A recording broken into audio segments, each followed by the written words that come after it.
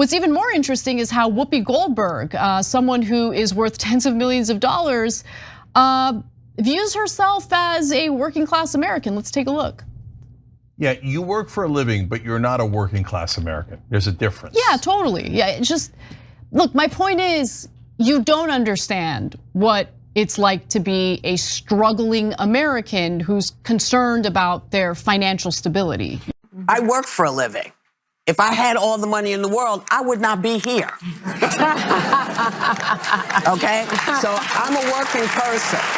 Anna Kasparian, political commentator extraordinaire and professional thorn in the side of mainstream narratives. Known for her razor-sharp critiques and unapologetic clapbacks, Anna has built a solid fan base of people who love their politics with a side of sass. As one of the hosts of the Young Turks, she spends her days fearlessly dismantling tired political cliches and tossing around progressive ideas like confetti at a parade. Whether it's a debate or a mic drop moment, Anna is basically the human embodiment of nope, you're wrong. And here's why. Last week I disagree with you when you say that because we have the luxury of saying that because we're legal, we are successful, but if you're an illegal immigrant in this country, you're not going to be not in a panic. If you are a woman working for the Department of Defense, you have a right to be in a panic. Recently, Anna Kasparian set her sights on none other than Whoopi Goldberg, TV legend, Hollywood icon, and part-time dispenser of questionable takes on The View.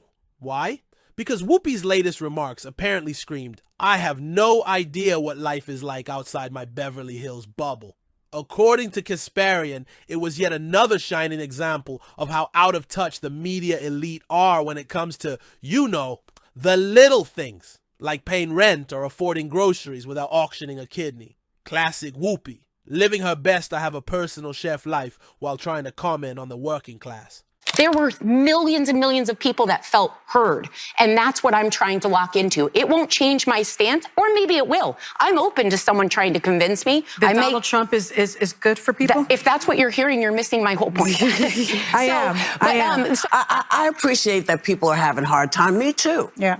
I work for a living. Whoopi Goldberg, self-proclaimed voice of the working class, is out here casually forgetting her multi-million-dollar bank account and decades of Hollywood stardom. Yep, because nothing says relatable like private jets and designer everything. Unsurprisingly, Anna Kasparian wasn't having it. She tore into Goldberg, pointing out the glaringly obvious. There's a tiny difference between sipping champagne in a mansion and scraping by on minimum wage. While Whoopi's out here cosplaying as the average American, millions are trying to survive skyrocketing rent and grocery bills. But sure, Whoopi, tell us more about your working class struggles. Do you?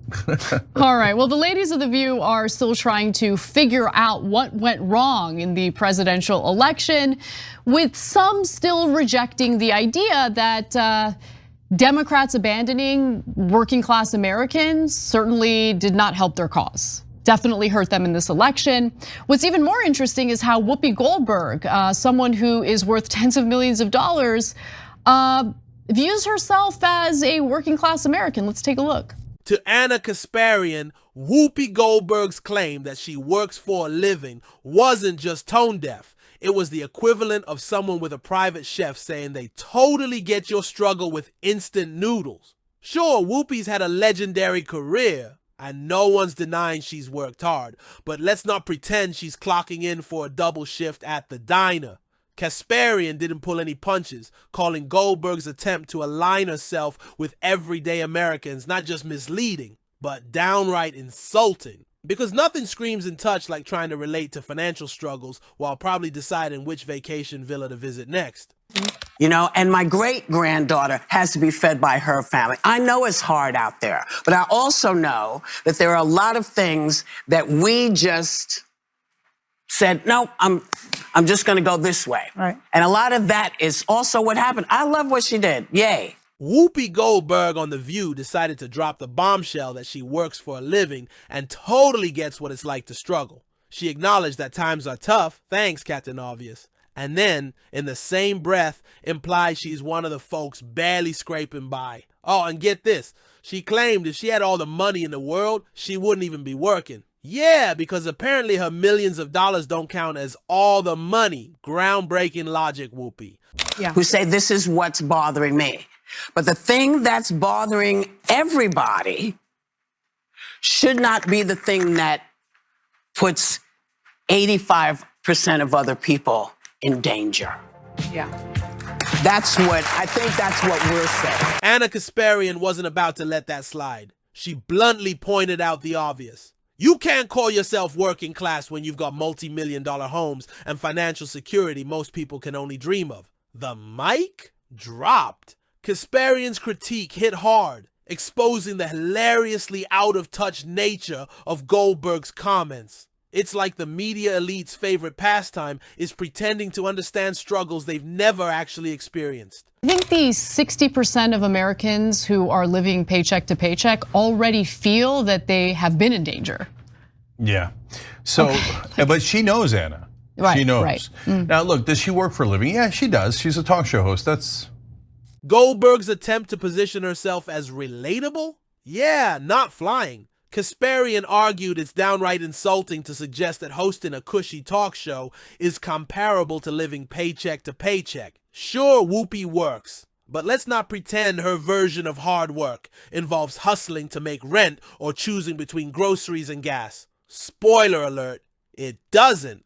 and then I know your pain, etc., as if you're a person who isn't spectacularly wealthy.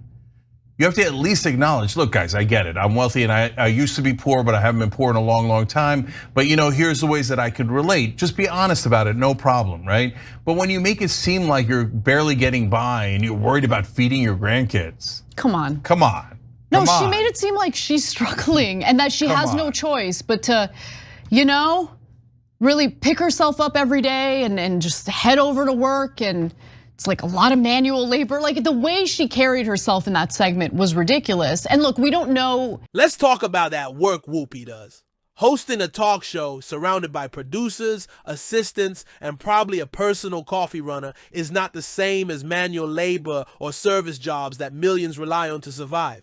By comparing her privileged lifestyle to actual financial struggles, Goldberg isn't just out of touch. She's trivializing the very real hardships faced by everyday Americans. But hey, maybe that's just showbiz. Exactly how much she's worth. I want to be clear about that. There are some articles that keep citing celebrity net worth, which makes me want to pull my hair out of my head. Yeah, that's nonsense. Guys, that's based on nothing. Like people who believe that. Yeah. Okay, so she's a private citizen. She's not a public employee. So her earnings are not public information, but we can put some bits and pieces of what's been reported in the past together to figure out. Kasparian didn't stop at roasting Whoopi's comments about being working class. She went after the broader issues with The View itself, which has apparently become less about addressing real problems and more about cheerleading liberal identity politics. Instead of tackling stagnant wages, rising healthcare costs, or the absurd wealth gap, the show's panel spends their time diving into the deep end of divisive identity debates. Because nothing says for the people like ignoring the issues that actually affect them. Between an estimated $7 million and $12 million, making Goldberg the highest paid actress in Hollywood at the time. In 2007, she joined The View as moderator and panelist alongside creator Barbara Walters, Joy Behar, Sherry Shepard, and Elizabeth Hasselbeck. In a 2016 report from Variety, Goldberg's one-year contract was estimated to be worth between $5 million and $6 million. And let's not forget the bigger picture. Whoopi's self-portrayal as a working class hero is part of a much larger problem. Media elites like her often live lives so far removed from their audiences that it's laughable. How can someone with multiple homes and a decades-long career in Hollywood honestly claim to speak for people choosing between rent and groceries? The disconnect isn't just embarrassing, it's insulting. You work for a living, but you're not a working class American. There's a difference. Yeah, totally. Yeah, it's just, look, my point is, you don't understand what it's like to be a struggling American who's concerned about. Kasparian and others argue this kind of rhetoric is not only disingenuous, but actively harmful. It's a flashy distraction from the systemic issues that actually cause financial struggles. When people like Goldberg play relatable, it just highlights how detached the media elite have become from the reality of everyday Americans. But hey, as long as they feel relatable, right? I mean, I get it that you have you have the former Trump people, et cetera. But there are now never Trumpers have flipped and are on your side, and they gently bring up some points that other people might be thinking, et cetera. And then everybody yells, et cetera. But have you really brought on like a right-wing populist to hash out the issues? No way. Do you accept criticism within the Democratic Party, let's say from progressives or populists? Oh, definitely not. Oh my God, definitely no way. Kasparian also criticized the larger media ecosystem, noting that news organizations and talk shows, like The View, are often more focused on identity politics than on discussing the economic concerns of the average American. The media has been accused of creating an ideological echo chamber where diverse perspectives, especially conservative or populist views, are often silenced or ignored. This has become especially evident in the aftermath of elections. The critique didn't stop there. Kasparian took aim at the entire media ecosystem, calling out platforms like The View for prioritizing identity politics over the real economic concerns of their viewers. Newsflash, most Americans aren't glued to their screens waiting for the next identity politics debate. They're wondering how to afford their next doctor's visit. Meanwhile, the media's echo chamber doubles down, silencing diverse perspectives in favor of maintaining their cozy status quo. We hadn't been covering The View all that much prior to the election because it got boring. It seemed like they mostly agreed on everything. But it is interesting to see how conflict has increased on that show following the outcome of the election. This disconnect doesn't just hurt credibility, it destroys it. Kasparian argued that when media elites fail to acknowledge their privilege and push narratives out of touch with everyday struggles, trust in these institutions erodes. Sure, identity politics have their place, but overshadowing pressing economic issues like income inequality, wage stagnation, and rising healthcare costs, that's where things go off the rails. Because Sunny Hostin especially does not want to accept that Democrats lost due to the fact that they have abandoned the working class. She's like totally in la la land about it, and so is Whoopi Goldberg, but Sunny Hostin's on another level, okay? But anyway. By ignoring the actual struggles of working class Americans, media elites like Goldberg only add to the growing frustration and disillusionment people feel. Kasparian believes the media needs to stop alienating its audience and start addressing the real financial challenges people face. Otherwise, they'll just keep hemorrhaging credibility and viewers. Life Whoopi Goldberg lives and what average Americans are struggling with right now. So let's go to graphic 4 here. After landing her gig on The View, Goldberg relocated back to New York City, where she bought a full floor loft in Soho for $4 million. Me too, she knows. She knows the working class.